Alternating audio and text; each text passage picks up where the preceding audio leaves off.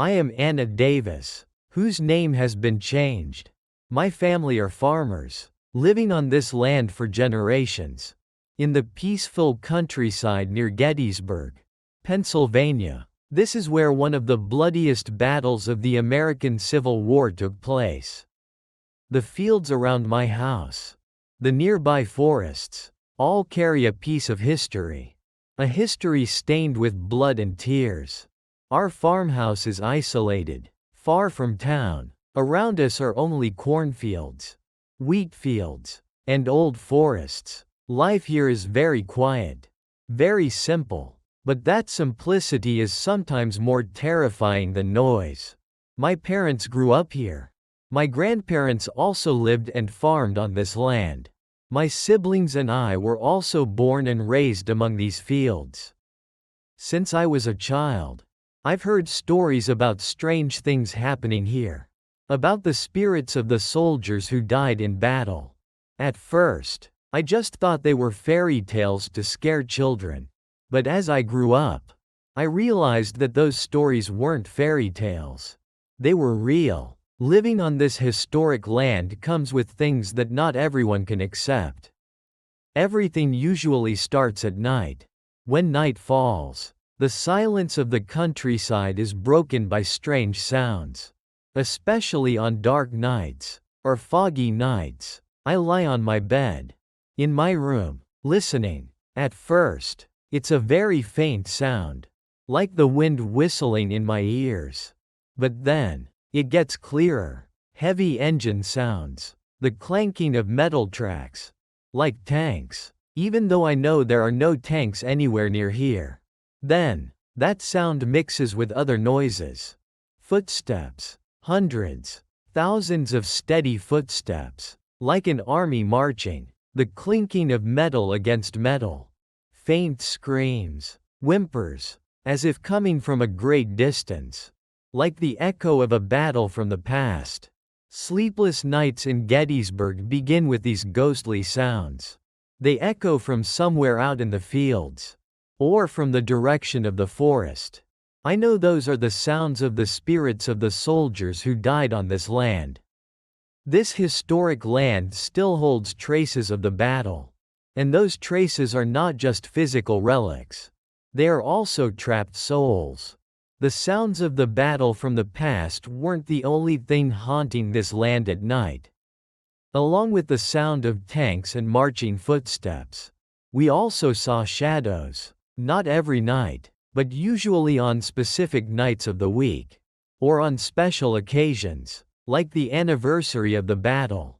When the sounds of the battle echoed most intensely, if we looked out the window, out at the field or the road near the house, we would see them, ghostly shadows, blurry, semi-transparent shadows, in the shape of soldiers.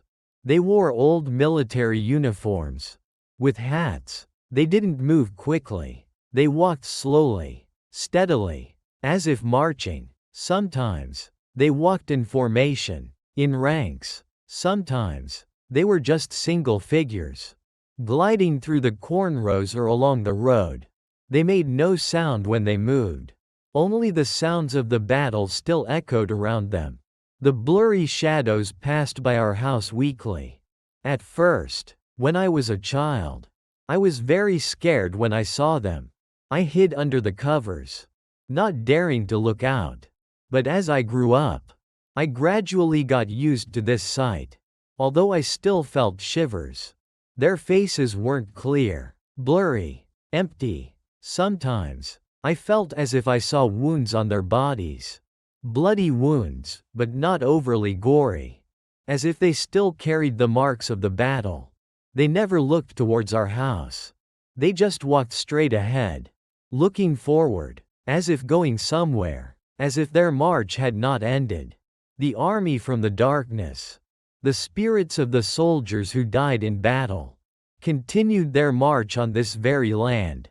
I often stood by the window, watching them pass by in eerie silence, a feeling of both fear and pity. They were trapped souls, repeating the final moments of their lives. Sleepless nights in Gettysburg didn't just have sounds. They also had sights. Sights of ghost soldiers walking through the old fields. Life on this historic land came with uninvited guests.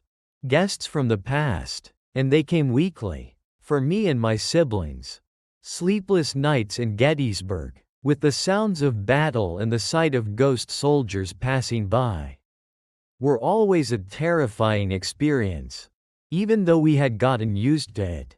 But for my father, it was a completely different story.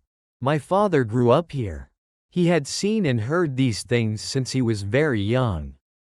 For him, it was normal to the point of being terrifying. I used to ask my father a lot about those ghost soldiers. "Dad, why do they keep walking back and forth?" My father would look out the window towards the dark field, his face full of thought, but not fear. They're still here. "Dear," my father said softly, "they don't know that the war is over." "Who are they, Dad?" "They are the soldiers who fought and fell on this land," my father said. "Their spirits are still trapped here." My father talked about the ghost soldiers with a strange calmness, as if talking about old neighbors. Then, my father shared something that I found very difficult to understand, and a bit chilling. He said he often left food for those ghost soldiers. "Huh? You leave food for ghosts, Dad?" I asked, my voice full of surprise and fear. "Yeah," my father nodded. "Sometimes, I buy some cakes, a few fruits, and leave them on the porch or under the big tree at the end of the garden." "Why? Why do you do that?" They must be very hungry and tired," my father said softly, his voice full of compassion. "They fought and walked a long way. They deserve to rest, to eat something." I couldn't understand. My father wasn't afraid. He felt pity for those spirits. He saw them as uninvited guests, but not dangerous, just lost, trapped souls. Every week, usually on the day when the ghost soldiers appeared most frequently, I saw my father bring a plate of cakes and fruit outside, placing it in a fixed spot near the road leading to the house. The next morning, when I looked out, the plate of cakes and fruit was still there. But sometimes, I felt as if their position was slightly different from where my father had left them, or something had been subtly moved. My father's connection to the other side wasn't just about seeing and hearing. It was also an interaction, although one-sided. From his part, my father's calmness and compassion towards the ghost soldiers both reassured me a little, but also sent shivers down my spine. The father and his confessions about caring for the trapped spirits on the old field changed the way I perceived the sleepless nights in Gettysburg. They weren't just ghosts passing by. They were people who had lived, who had fought, and they were still here, sharing the living space with my family. And my father, in his own way, had established a connection with them. Life on the old field near Gettysburg wasn't just about the sound of tanks, the marching footsteps, and the ghost soldiers passing by. It was also the feeling that history was still very close, very alive. My father, with his deep knowledge of local history and familiarity with paranormal phenomena, told me many stories about the battle that took place on this land. He said that the area where my house is located is right next to a part of the battlefield. That fierce battles took place right on the fields we were farming. That some soldiers fell right where our yard is now. Those stories sent shivers down my spine. Living on land that was once a mass grave for thousands of soldiers. Perhaps that's why those spirits are still trapped here, repeating the final moments of their lives. I started noticing other details around the house. Sometimes, when walking in the fields, I saw old, rusty pieces of metal, or old bullets. Traces of the battle were still there. hidden beneath the soil. On the nights when the ghost soldiers appeared, the air around our house seemed to become unusually colder. The cold wasn't the cold of the weather, but a deep cold, as if radiating from beneath the ground. Sometimes, when watching the ghost soldiers pass by, I felt as if they were looking towards our house, even though their eyes were blurry and empty, as if they were realizing that this place had changed. One night, when the ghost soldiers were passing by the road near the house, one ghost looked clearer than the others. He wore an old military uniform, his head bowed. As he passed the spot where my father usually left food, he suddenly stopped, just stopped for a moment. Then, he slowly raised his head a little, and I felt as if he was looking straight towards our house. Looking straight at the window where I was standing and watching. Although his face was blurry, I felt a gaze looking straight at me. A feeling of coldness and fear enveloped me. He stood there for a few seconds, then continued his march, blending in with the other ghosts, walking into the darkness. That moment sent shivers down my spine. Perhaps those spirits were aware of our presence. Perhaps they knew we were there, watching them, and perhaps they knew about the gifts my father left. This bloody field wasn't just a place where a battle happened. It was a place where the boundary between the world of the living and the world of the dead became very blurred. Traces of battle weren't just beneath the ground. They were also in the air, in the haunting sounds and sights. And we were living with that. The gifts my father left for the ghost soldiers seemed to have created some kind of connection. After the night, I felt as if a ghost had looked directly at me. The strange phenomena started to become a bit more intense. The sound of tanks and marching still echoed on specific nights of the week. But sometimes, the sound seemed to come closer to the house than before, as if the army was approaching. The ghost soldiers still passed by, but the frequency of their appearance seemed to increase. Not just one night a week anymore. Sometimes, it was 2 nights. And the most terrifying thing, they sometimes appeared in areas closer to the house. One night, as I was standing by the window looking out, I saw that the ghost soldiers weren't just walking on the road or the distant field. They were walking along the small path leading to our house. They walked through the gate, along the small path leading to the porch. They stopped at the porch. Blurry ghost figures stood there, motionless, right in front of my house's door. In the darkness, they didn't do anything, just stood there, like terrifying statues. I held my breath, watching them from inside the house. My heart pounded. I felt as if they were staring intently at the door, as if looking inside the house. A sudden cold draft enveloped the house, colder than the air outside. I ran downstairs, telling my parents. My parents also looked out the window. Their faces were full of worry. My father went to the main door, looking out through the small window. He also saw the ghost soldiers standing on the porch. He wasn't afraid, but his face was very serious. He didn't open the door. He just stood there, watching them. The ghost soldiers stood on the porch for a few minutes, then slowly dissolved into the air. Like mist, the closer presence. Those spirits weren't just passing by anymore. They were getting closer, to the house itself. Perhaps, the gifts my father left had attracted their attention to us.